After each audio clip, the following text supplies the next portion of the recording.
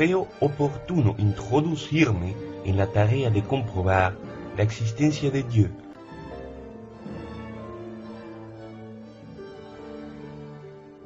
Para saber si Dios existe, me he basado en una serie de pruebas que intentarán comprobarlo.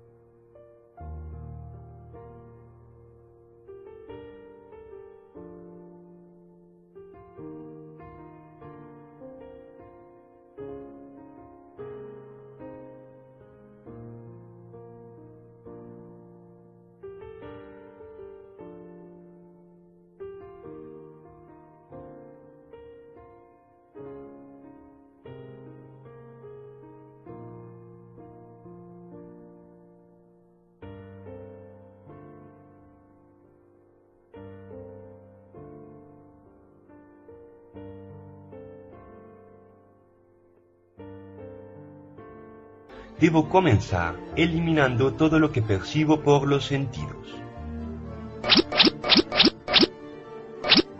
incluyendo mi propio cuerpo, para quedarme con lo único que tengo como seguro, que soy un ser pensante.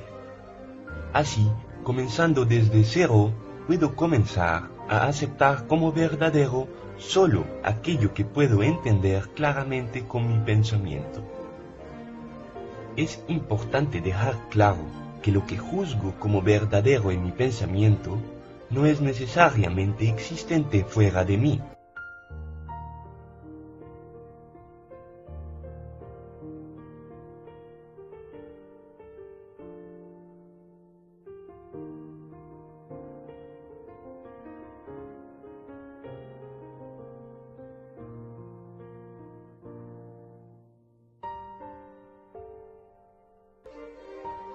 Aunque las cosas materiales no existan, la idea que yo me formo de ellas sí existe dentro de mi pensamiento. Un ejemplo de esto son las leyes geométricas y matemáticas, como que los ángulos de un triángulo equivalgan a dos ángulos rectos, o que todos los extremos de un círculo sean equidistantes a su centro, o que 2 más 2 sea 4, que, aunque no tengan una realización física, son verdaderas en sí mismas como ideas.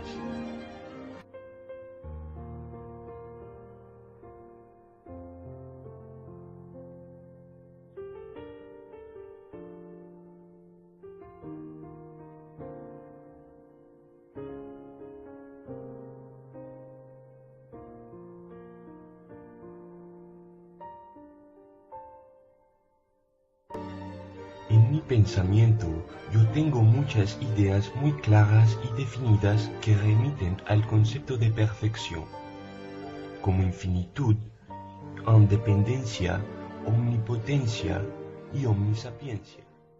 Pero, ¿cuál es el problema? Que debe haber una causa que me lleve a tener estas ideas en mi pensamiento. Y por no existir ni dentro de mí, ni en lo que he percibido del mundo exterior, nada que cumpla con estas características perfectas, ya que yo y el mundo exterior somos dudosos e imperfectos, entonces algo o alguien que sí posee estas características tuvo que haberlas introducido dentro de mí. Este alguien debe ser Dios, un ente perfecto y superior, quien posee estas cualidades y me ha dejado las ideas de estas en mi pensamiento.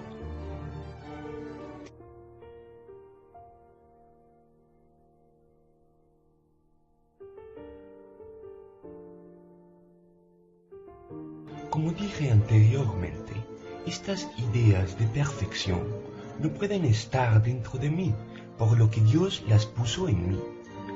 Pero, ¿cómo sé que no están en mí? Pues es muy simple, porque si fuesen creación mía yo podría hacerlas, es decir, en vez de tener cuerpo, un fin y limitaciones mentales y físicas, podría adjudicarme las cualidades de perfección. Pero no puedo. Por esto debe existir Dios, quien tiene todas esas cualidades que quiero y no tengo, y quien no tiene todas las que yo sí tengo y no quiero tener. La segunda prueba, entonces, intenta demostrar que yo no puedo ser el artífice de aquellas ideas de perfección, porque si lo fuesen, las sería.